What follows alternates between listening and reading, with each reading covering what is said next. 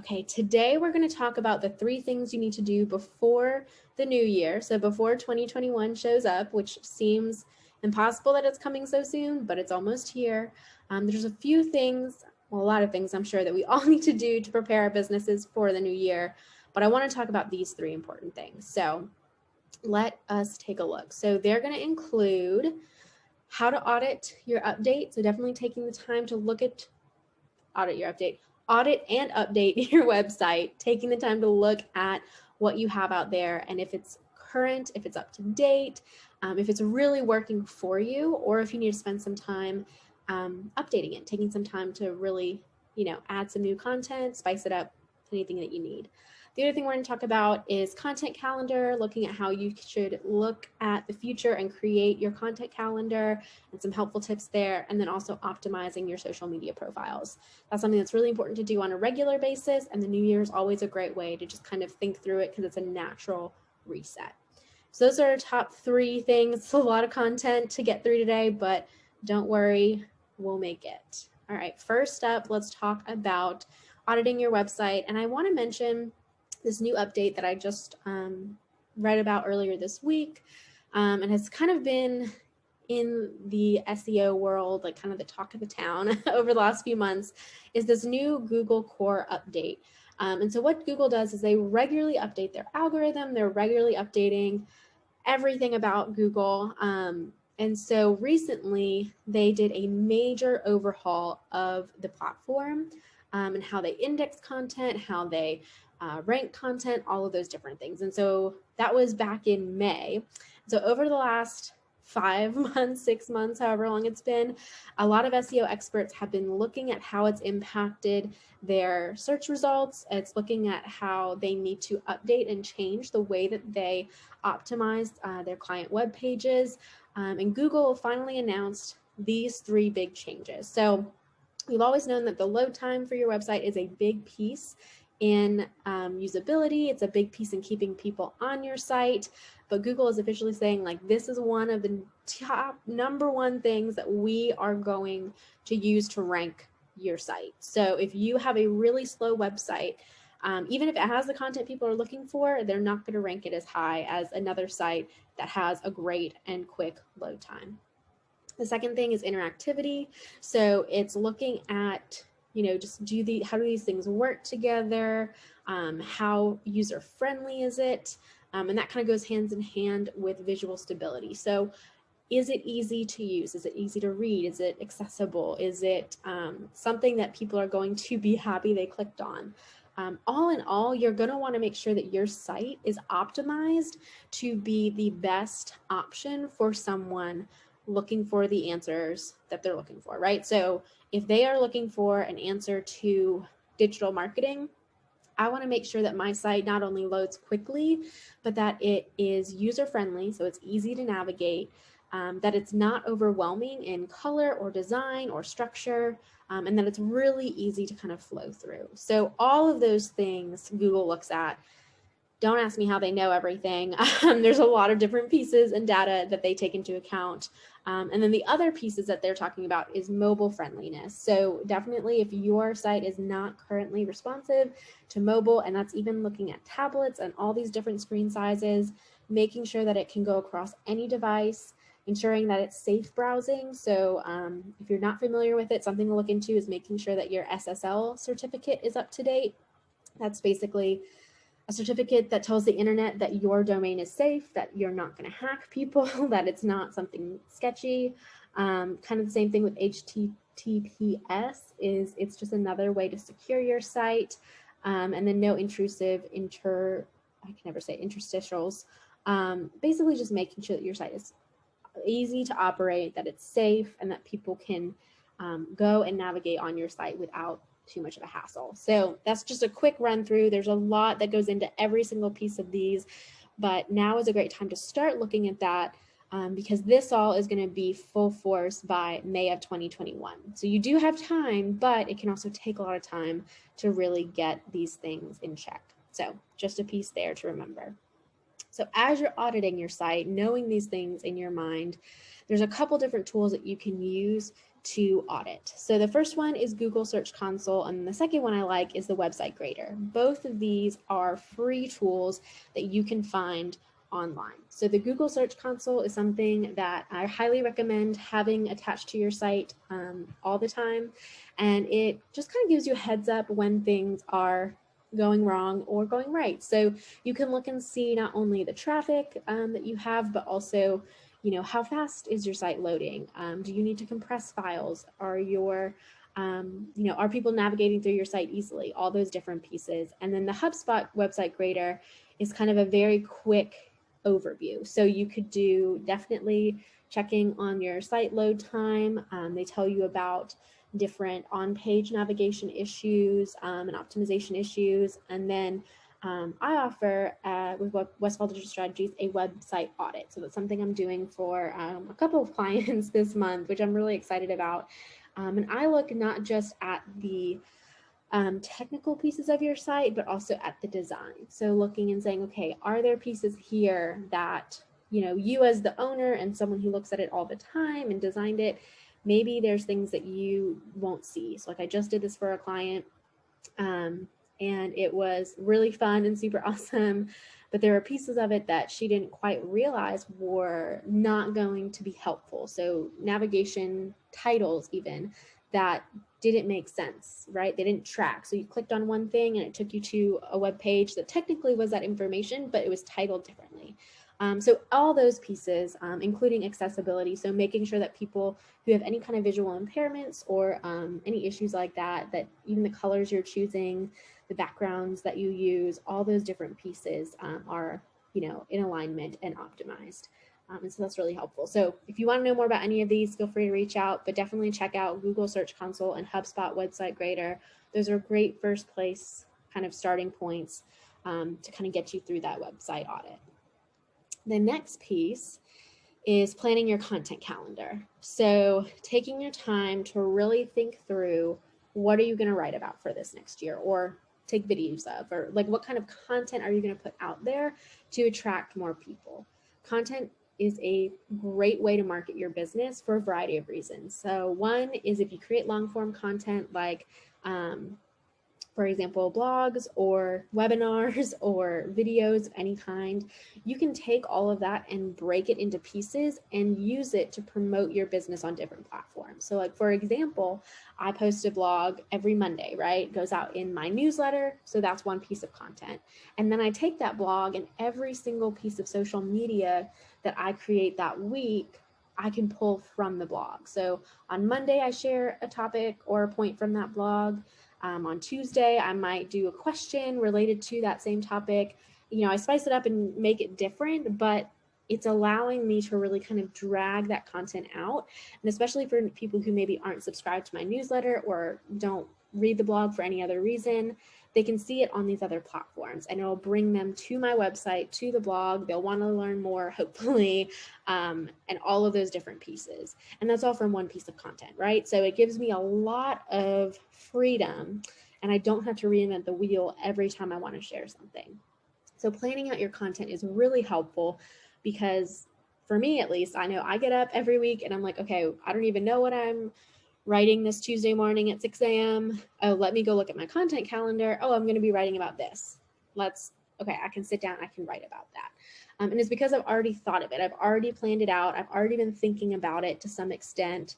And I like to do that on a quarterly basis. So I'll look ahead and say, okay, for the next 3 months, these are the things I want to talk about. These are the questions I'm getting asked. These are the points I want to address.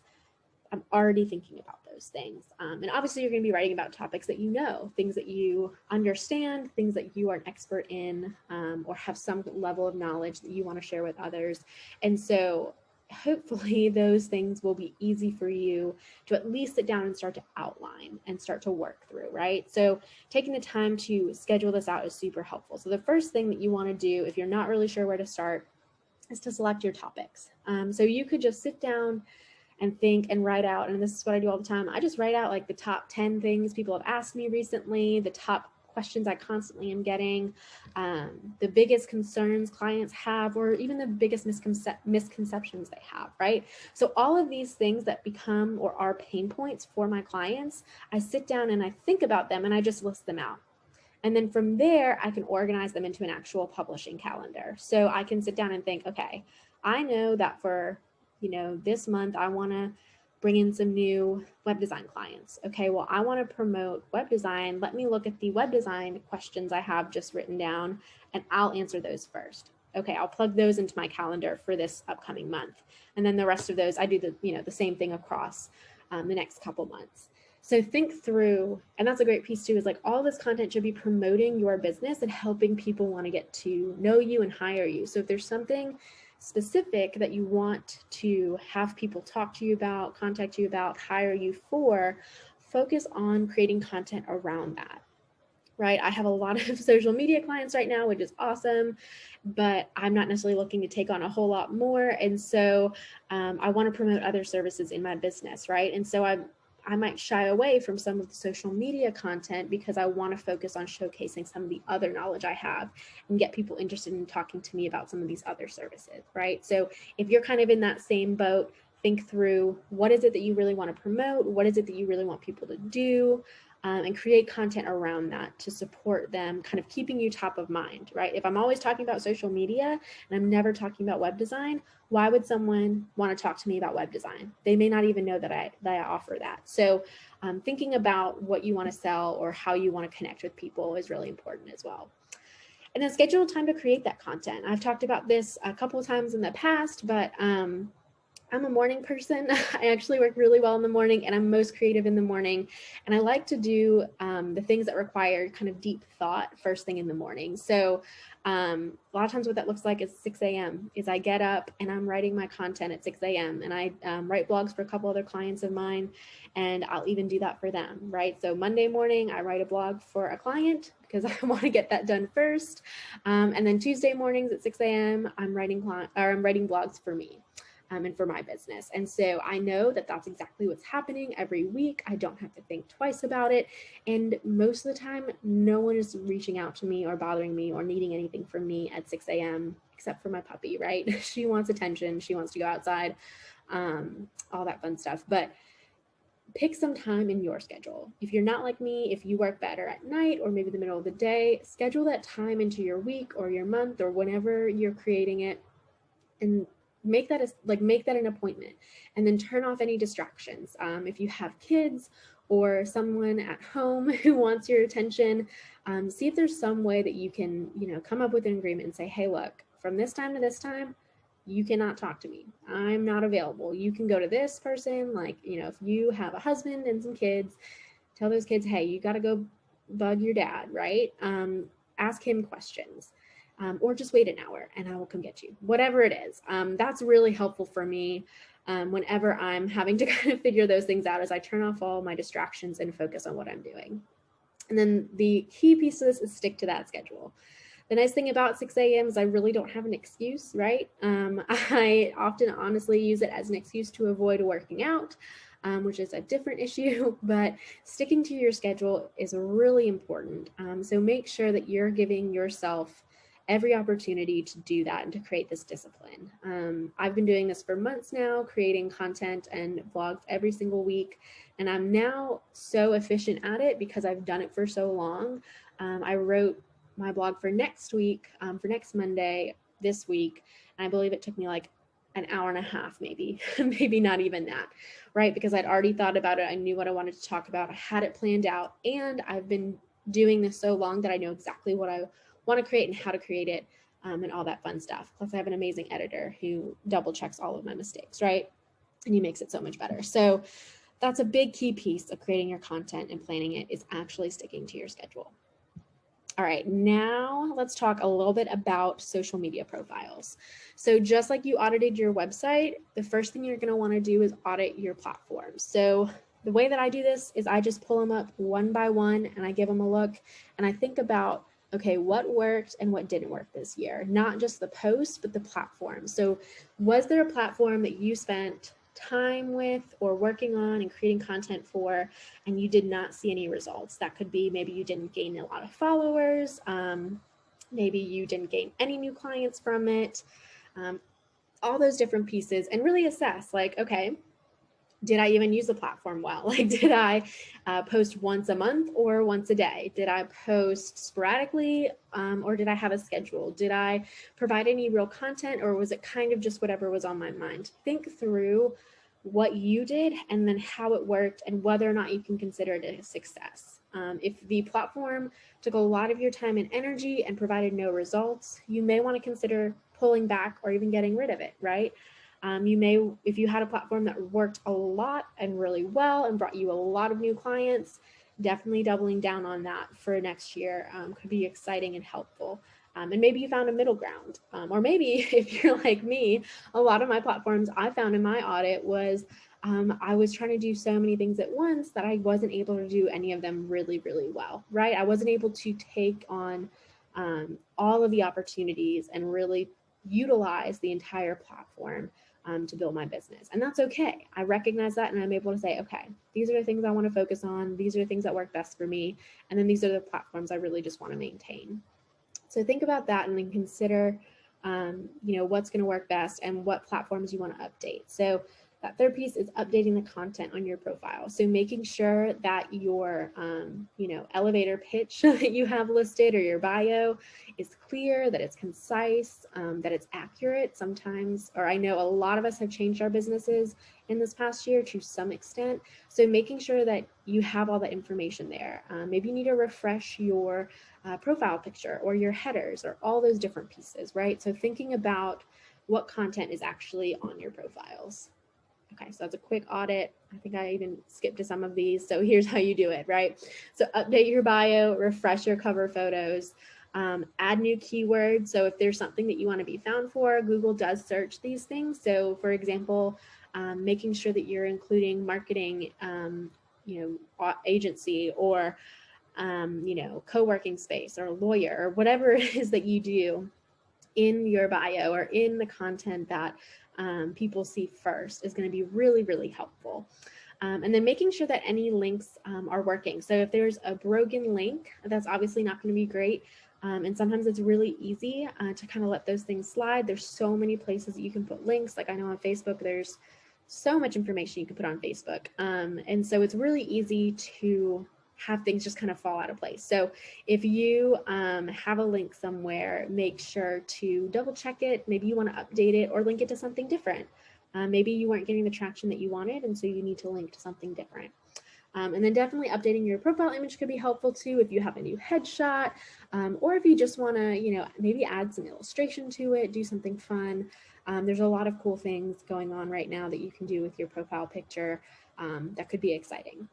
But definitely making sure that it's high quality, right? So maybe that's the other thing. Maybe you have an iPhone selfie as your profile picture. You can look into how can I take maybe a better selfie, right? Or how can I get a professional headshot or things like that. Those pieces all make sense and help to bring everything together for your client. And the more professional and put together you can create, or the more professional of a look that you can create on these platforms, the better off you're going to be. And the more that clients will want to work with you. So I know that was a lot. We really went through it quickly. There's a lot of information, but I wanted to leave us some time for questions. Let me know if you have any questions, and I'm happy to answer them. You can drop them in the chat or in the Q&A box. Let's see. Go. And if we don't have any questions, that is all right as well.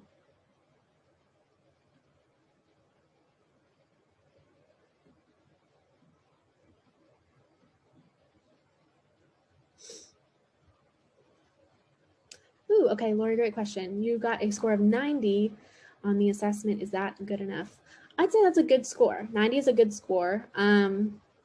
Obviously, there's still some room for improvement, but it's just looking at, what are the things that they are listing that need improvement, and whether or not it's worth investing in, right? So if it's something super intense that would need to be really, you know, like a coding thing or that might cost you a lot of money, I would say if it's not a big issue for you right now, 90 is a good score. Okay, Michelle, great question. So you're asking about the website Audit. So I'll kind of expand on that a little more.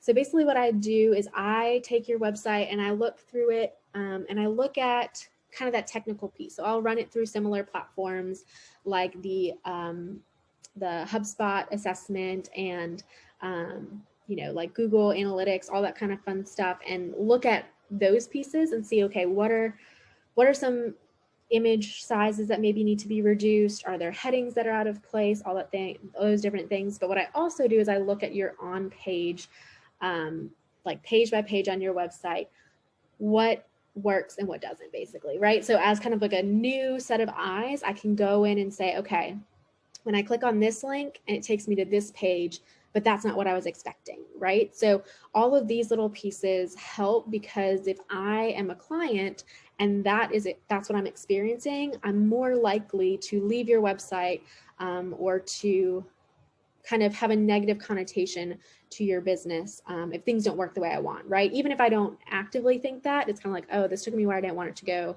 This is confusing. I don't want to keep doing this. And so I kind of do that whole deep kind of dive and scrape through all of it and say, okay, these colors look great, or these colors hurt my eyes.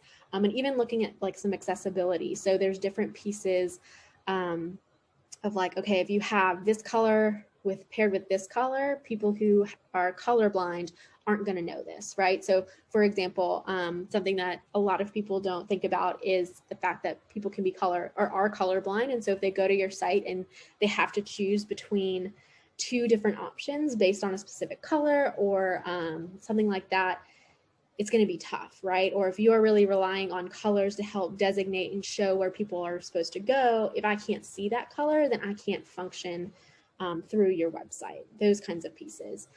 So that's something that I offer there that most of these kind of free tools just aren't going to be able to do. So great question. If you want some more insight or info on that, feel free to shoot me an email.